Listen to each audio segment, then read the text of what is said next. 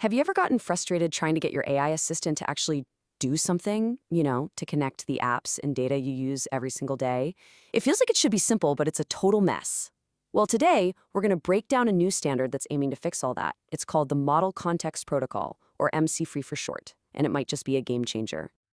So, here's the plan. First, we'll dig into the big problem that MCP is trying to solve. Then we'll talk about what it actually is. Think of it as a universal translator. We'll pop the hood to see how it works, check out its main features, and finally, we'll zoom out and ask if this is really the game changer everyone says it is. All right, so before we can really appreciate what MCP does, we have to understand just how bad the problem is. And right now, the way we connect AI to the real world, well, it's a nightmare. I mean, think about it. You've got all these amazing AI models from OpenAI, Anthropic, Google, you name it. And then you have thousands, maybe millions of tools you want them to use. Slack, GitHub, your company's private database. How in the world do you get them all to talk to each other? This right here is the heart of the problem. It's called the M by N integration problem. Without a standard, if you have M models and N tools, you end up needing to build M times N custom connections. It is a complete and utter spaghetti mess of code. But with MCP, it's different. You just need one connector for each model and one for each tool. That's M plus N. It's clean, it's simple, and it actually scales. And living with that spaghetti mess is just painful. Every single one of those custom connections is fragile. It breaks all the time. You get trapped with one AI provider because the thought of rewriting everything is just a massive headache.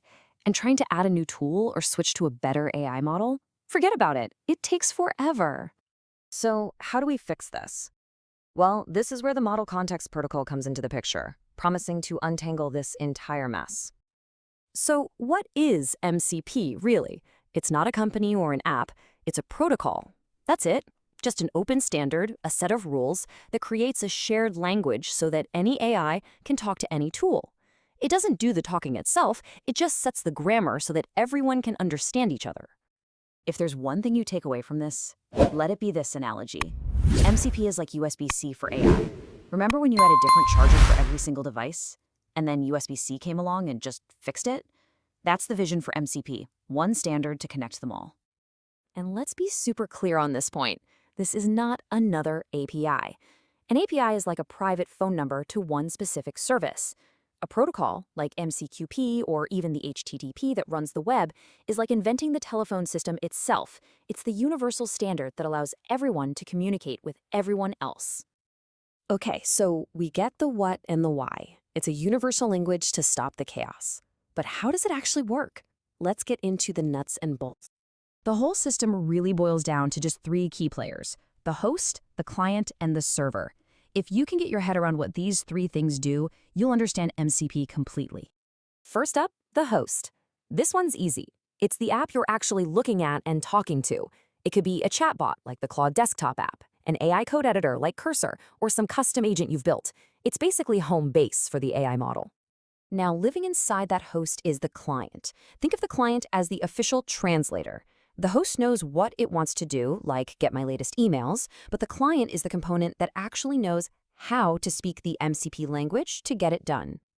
And finally, we have the server. This is where the magic happens.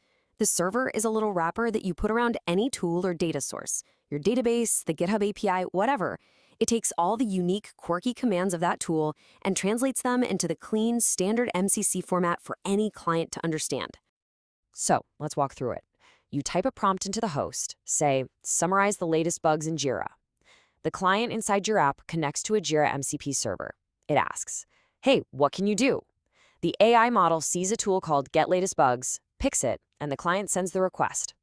The server does the actual work of talking to Jira, gets the info, and passes it right back to the model, which then gives you your summary. It's a smooth, standardized dance. So now we know the architecture, but what can you actually do with all this? What kind of capabilities does the protocol unlock? The two big concepts here are tools and resources. It's basically the difference between doing and knowing. Tools are actions. They let the AI push buttons in the world, send an email, create a calendar event, write to a file. Resources, on the other hand, are the AI's library. It's read-only data, like files or database entries, that the AI can use for context. So tools are for action, resources for knowledge. But it gets even cooler than that. MCP also has advanced features. Prompts are like pre-written recipes to guide the AI on complex tasks. Sampling is a neat trick where a server can actually borrow the AI's brain for a second to do some reasoning. And notifications are just what they sound like, status updates for long-running jobs. And for all the developers watching, this is how simple it can be. You take a normal Python function, you add this little @mcp.tool decorator on top, write a clear description, and that's it. You've just created an MCP tool that any AI can discover and use. It's pretty slick. All right, let's zoom out from the technical details. We know what it is and how it works, but why are people calling this a fundamental game changer for AI? Well, for starters, look at this number, over 4,800. That's how many community-built MCP servers are already available on just one public registry. This isn't just some academic theory, it's a real living ecosystem that's growing like crazy. The benefits here are just massive. You build a connector for your tool once, and it works everywhere. You're no longer locked into a specific AI model. You can swap them out freely. It brings sanity to the chaos of managing a million different APIs. It just makes building powerful AI systems faster, easier, and way more maintainable. But let's be real, it's not all sunshine and rainbows. With this much hype and such rapid growth, there's obviously a lot of debate and some very real challenges to overcome. You know, it's a big deal when the debate reaches the very top. You have industry giants like Google's Sundar Pichai publicly weighing in, trying to figure out if this is the future. But on the flip side, you have deeply respected figures like Andrej Karpathy expressing a kind of fatigue with all the hype, basically saying, ugh, another protocol? Can we just stop? And that's a fair point too. And the skeptics have some really strong arguments. Security is by far the #1 concern. In a decentralized world, how do you trust that the server you're connecting to is legit? How do you prevent a malicious tool from escaping its sandbox and causing chaos? On top of that, the protocol is still young and changing, and finding servers you can actually trust is still a bit of a Wild West. Which brings us to the ultimate question. Is MCP going to be the next HTTP? The foundational protocol that the entire future of agentic AI is built on? Or is it just another interesting idea that'll eventually be replaced by something better? Right now, no one knows for sure, but the answer is going to define the next era of AI.